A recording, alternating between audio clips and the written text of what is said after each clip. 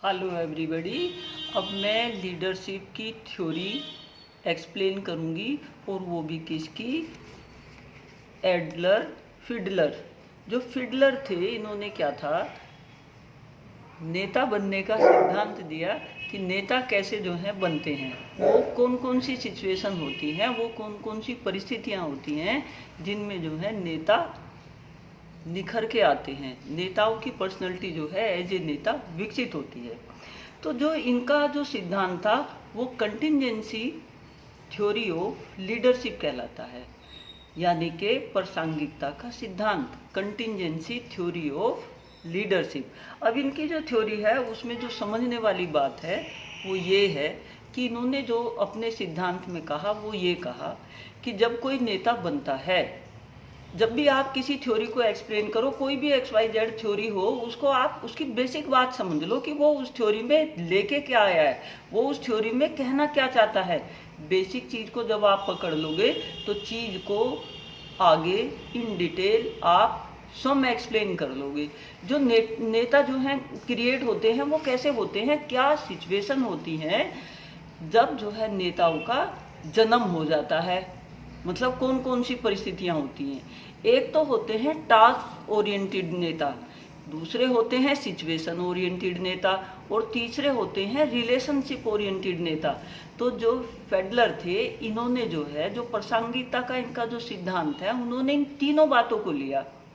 उन्होंने task oriented leader को भी लिया, उन्होंने जो है सिचुएशन ओरिएंटेड को भी लिया, और उन्होंने क्या है रिलेशन ओरिएंटेड को भी लिया।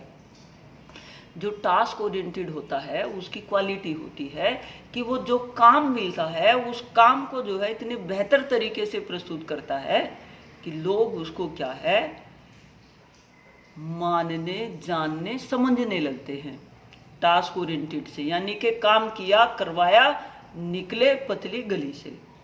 ठीक है। जो सिचुएशन ओरिएंटेड होते हैं, जैसे हमारे भारत की परिस्थितियां बन गई थी कि भारत को आजाद करवाना था, वो परिस्थिति वश से जो है कौन, महात्मा गांधी जो है सिचुएशन रिलेटेड ओरिएंटेड क्या थे, नेता बने थे ये। क्योंकि ये तो पढ़ने गए थे, साउथ अफ्रीका पढ़ने गए थे, वहाँ जो थी इनकी अटैची ट्रेन से जो है फेंक दी, तो परिस्थितियाँ इनको लगी। जब भारत आए तो इन्होंने देखा कि हमारे भारत की जो परिस्थिति है, सिचुएशन है, वो बहुत क्या है वर्ष चल रही है, हमारे यहाँ क्या है दूसरे लोगों का क्या है राज हो रहा है, कि जो परिस्थिति वश जो है विकसित हो गई। जब उनके सामने परिस्थिति आई तो उन्होंने क्या है उस परिस्थिति को, उस सिचुएशन को बेहतर तरीके से टैकल करके सिचुएशन को कंट्रोल किया, और जो सिचुएशन थी उसकी दिशा को क्या है डाइवर्ट किया, वो सिचुएशन ओरिएंटेड हुए। इसके बाद जो रिलेशनशिप ओरिएंटेड होते हैं, कुछ लोगों की आदत होती है जगह जगह हर किसी से संबंध स्थापित करना। वो रिलेशन ओरिएंटेड जो होते हैं वो ज़्यादा टिकाऊ और ज़्यादा लंबे समय तक चलते हैं। जो रिलेशनशिप ओरिएंटेड होते हैं वो टास्क ओरिएंटेड भी हो गए और वो सिचुएशन ओरिएंटेड भी हो गए। उसमें क्या है दोनों के गुण समाहित हो जाते हैं। तो जो ये परिस्थिति, जो ये प्रासंगिकता की थ्योरी है जो फिडलर ने दी थी, उसमें ये तीन बातें मेन हैं, और इन तीन बातों के आधार पर ही जो फिडलर थे उन्होंने क्या था पर्सनैलिटी का मॉडल बनाया था। उसको क्या है फिडलर लीडरशिप मॉडल के नाम से भी जाना जाता है।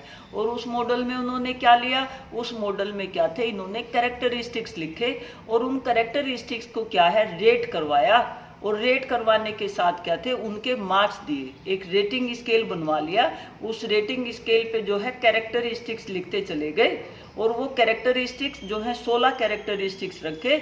उस 16 कैरेक्टरिस्टिक्स में जो है कैरेक्टरिस्टिक्स इन्होंने ले लिए, और फिर इसके बाद जो है इन्होंने देखा अगर किसी व्यक्ति के व्यक्तित्व का, लीडरशिप का मापन करना हो तो इन्होंने कहा कि अगर कोई 56, 53, 7% तक लेके आता है, क्या उसके कैरेक्टरिस्टिक अगर इतने जो है होते हैं तो वो जो नेता होगा वो टास्क ओरिएंटेड होगा।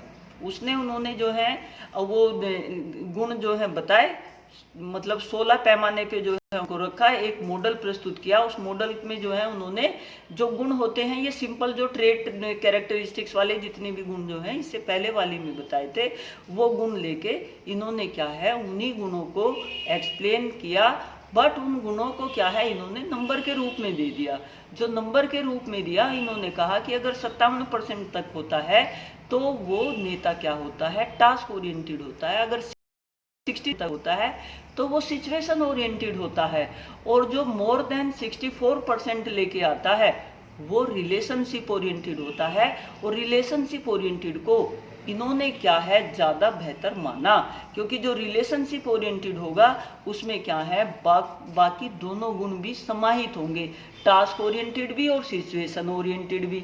तो जो इनका मॉडल था फिडलर का, वो ये कहते हैं नेता और उसके जो अनुयायी के जो है मध्य संबंध अच्छा होना चाहिए। वो ये कहते हैं कि वह जिस सीमा तक कार्य की संरचना ठीक प्रकार से कर सकता हो, नेता के पद में क्या है शक्ति होनी चाहिए। तो ये तीनों बातों को लेकर क्या था, इन्होंने जो थ्योरी थी उसको एक्सप्लेन किया। इन्होंने जो है इनकी थ्योरी की जो मुख्य विशेषता थी वो ये थी कि leadership style, maximum group performance और जो है ग्रुप टास्क सिचुएशन, तीन बातें जो हैं महत्व रखती हैं। इन्हीं तीनों बातों को लेकर क्या है इन्होंने अपने क्या है मॉडल को प्रस्तुत किया। और जो मॉडल में इन्होंने रखा जो कि भाई मतलब वो स्ट्रॉन्ग उसकी जो है पर्सनैलिटी है या वीक पर्सनैलिटी है, वो अच्छा वक्ता है या बेकार वक्ता है, उसके अच्छे रिलेशन है या कैसे रिलेशन है, वो फेवरेबल सिचुएशन में काम करता है या ओड सिचुएशन में भी बेहतर कर लेता है, और उसके साथ क्या है कि भाई वो टास्क काम में खुद लिप्त होता है, किस तरह से जो है क्या करता है। तो यहाँ जो इनका मॉडल था फिडलर का, वो टास्क ओरिएंटेड, वो रिलेशनशिप ओरिएंटेड और सिचुएशनशिप ओरिएंटेड था।